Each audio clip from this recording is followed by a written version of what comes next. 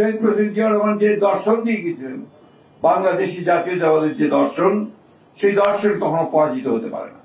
এবং সেই জন্যই বিএনপিও কখনো পরাজিত হয়নি, বারবার জেগে উঠেছে, একেবারে সেই ধ্বংসস্তূপ থেকে ফিনিক্স পাখির মতোই বিএনপি জেগে উঠেছে। প্রিয় সাংবাদিক বন্ধুগণ, তাই 7ই নভেম্বর আমাদের কাছে, গোটা জাতির কাছে অত্যন্ত গুরুত্বপূর্ণ একটা দিন। বিশেষ করে আজকের যে রাজনৈতিক প্রেক্ষাপট, যখন একটা অনিশ্চয়তার একটা হতাশার মধ্যে চলে যাচ্ছে এবং প্রত্যেকটি মানুষ বারবার চিন্তা করছে কি হবে, কি হতে পারে। আমরা দেখছি যে বাংলাদেশের শত্রুরা তারা আবার মাথা চালা দিয়ে উঠতে শুরু করেছে, মাথা তুলে উঠতে শুরু করেছে।